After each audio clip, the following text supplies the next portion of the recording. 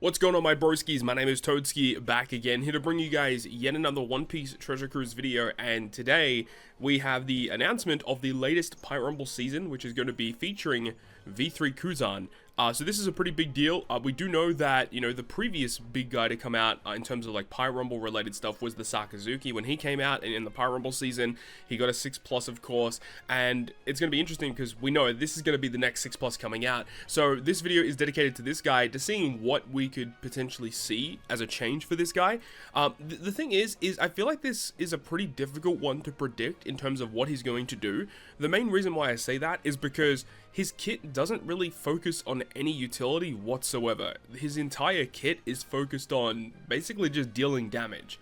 So if you guys don't remember what he does, you needed to have only strength decks and quick characters in your crew, and he was very similar to characters like V1 Rayleigh and V2 Sanji, V2 Mihawk, where he boosts the chain multiplier growth rate by 4x, and then also gives those units a 1.75 times attack boost, and then also makes those slots beneficial. So captain ability wise, it is pretty mundane. It doesn't really do that much, but I guess, you could kind of draw comparisons, as I said, to Sanji and Mihawk. Their captain abilities didn't really receive much of an upgrade, so I'm not expecting too much in terms of his captain ability. And typically when they give these characters 6+, they do like to maintain like the essence of what the character originally did in some capacity. So I do expect him to still be a chain multiplier growth rate captain, but I'm not expecting too much to really be added here. I mean, hey, if they added like a utility piece, like remove 5 turns of X debuff, that would be pretty neat. Maybe make perfects easier to hit because of the way that it works.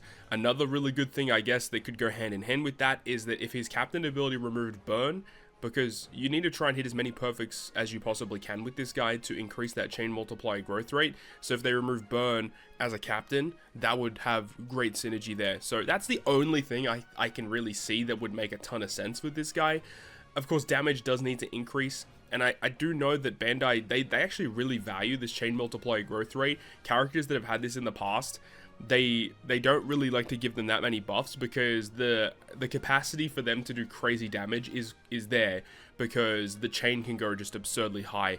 But the fact that we do have chain boundaries that can cap your max capacity does kind of nerf these kind of abilities anyway. So I don't think it's that big of a deal. I think that they could go all out, make this guy really, really good, and it's still not going to change too much. So we'll have to wait and see. And have a look at the rest of his kit. His special ability, it does give an orb boost to Strength X Quick 2.25 for 1 turn, Color Affinity 1.75 for 1 turn for those same colors, and makes perfects easier to hit. So again, not a great special ability. When it first came out, it was pretty solid, but of course as time has gone on, this is a pretty weak effect these days. We can kind of draw comparisons to when this guy got his 6+. So if we have a look just briefly, captain ability wise for Sakazuki, like, they didn't really change all that much. Like, I mean, they did change a lot when he super evolved, but when you see this captain ability, there's not a lot you think can really change. However, when they did give him his 6+, they did actually add quite a lot. They gave him cooldown reduction, ship cooldown reduction, and they pivoted his ability to, being, only having to have strength dex and quick on your crew, to then being a captain where, he gives everyone attack boosts and health boosts and stuff, but then if you have one of every color on your team, he would boost the attack of himself by 6x, everyone else by 5.5, and if you attack with a strength slot, you remove damage nullification by 1 turn. So I can see them doing a very similar effect, I suppose, where, before he needed strength x quick, he'll probably just give the buff to everyone, and then you get additional buffs if you have one of every color. So it would kind of work hand in hand with like Super Tandem Sengoku, where that whole Navy batch, you wanted to have one of every color to get the benefit of that. I could probably see that. And then potentially when eventually Borsalino gets a 6+ from the Pirate Rumble, he might also have a very similar captain ability to that as well. The thing about this guy too is that Sakazuki did receive a super type, so I am expecting Kuzan to get one. If Kuzan doesn't get one, then he got absolutely shafted. In terms of Sakazuki's special, the thing about him is that he actually did have kind of a bit of utility here. Removing 3 turns of barriers is no joke. It's a pretty strong ability, and then also giving defense down, self-proccing conditional boost, attack boost. So he was pretty strong when when this guy first came out. They kind of kept his special ability somewhat similar. He still does the same thing, but they added additional layers of utility, and the multipliers obviously are a lot higher, and there's different conditions where it's like if you have all the colors, the buff is going to be bigger. he has the ability to inflict the burn through immunity as well.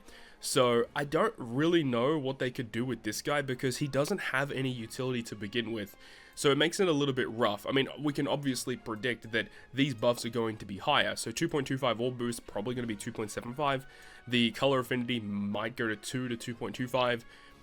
What else could they really add? I'm not too sure. Maybe some slot manipulation because he doesn't have that in his kit. I think that would be neat. If he is focused on dealing damage, you know, make it easier to get matching slots considering he is an orb booster. So if you have an orb booster that can generate the slots for you, it does make it a little bit more potent.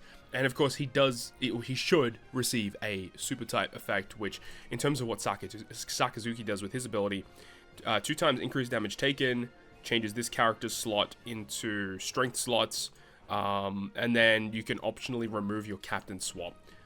So, I mean, it's an interesting ability. I assume Kuzan will have a similar effect to that. But of course, the other thing is that these characters were promoted and released with Pirate Rumble Sugarfests. So what kind of buffs can we expect from his Rumble kit? The thing is that Sakazuki, in terms of the 6+, his Rumble kit was actually, like, not that great. I mean, when it first came out, it was okay, but it definitely lost a lot of people's favor very quickly. But in terms of what they've done with his 6+, a lot of people actually still use this guy now. Of course, these characters have 20 costs, so they're a lot easier to fit into teams now. But in terms of what he's doing, like, he's a pretty solid unit overall, giving some attack buffs. He gives himself further attack buffs. And then if there's less than 40 seconds left, defense down on the enemy level 6 is very good. And then a 33-second special that can target 2 enemies with high recovery with defense down, and then huge 5.4 times damage, and then damage over time. So what could we expect from Kuzan? This is going to be Kuzan's ability right here. So if we have a look at what Kuzan does, he gives a speed buff. And then this actually might be buffed by now because I know that sometimes they forget on the database to update this. But this effect here for the first 15 seconds, level 2 speed buff, like, speed buffs aren't super important. They can help, obviously, but it's not one of the core abilities that are going to help you win matches. Attack, defense, CT speed up, those are like the most important things to worry about. This character doesn't really provide any of those. If these were changed to CT speed up, I'm sure this character would probably see play. And then his special ability being a 33-second cooldown, very, very bad damage, and then a 70% chance to special bind a target with high attack. Like, come on, this is not that good. So I want to see massive, massive buffs to his Rumble stuff because he desperately needs it. He really needs something to make him a lot better. So all I'm saying is that Sakazuki had a little bit higher of a ceiling, I feel like, whereas Kuzan is an older character compared to Sakazuki. His abilities are worse compared to Sakazuki, so it's hard to see how this guy is going to be even comparable to someone such as this. Whereas this guy, when he came out, like, he wasn't like a game-breaking 6+ by any means, but it was just a solid 6+. It was passable. And the thing is the base abilities of this Kuzan are already so bad, they're going to have to do some drastic changes to make this guy even comparable to what Sakazuki currently is. So I'm hoping for big things for this guy. In terms of when we should get that information, it should be whenever the Kizuna Clash data download comes. So we already have the treasure map stuff live. So typically around the time when treasure map starts is when we would typically get the data mines for this. So halfway through the week, we should be able to get the information for 6+ Kuzan. And I'm really hoping for big things. So let me know your thoughts and opinions about it down below in the comment section. What are you guys expecting from this super evolution for Kuzan? Hopefully we get some good stuff. But I hope you enjoyed the video though. If you did, make sure to go ahead and leave a like. And if you want to stay up to date with all the content I post, including more One Piece Treasure Cruise content, make sure to hit the subscribe button down below. On that, guys, I'll see you guys within the next video.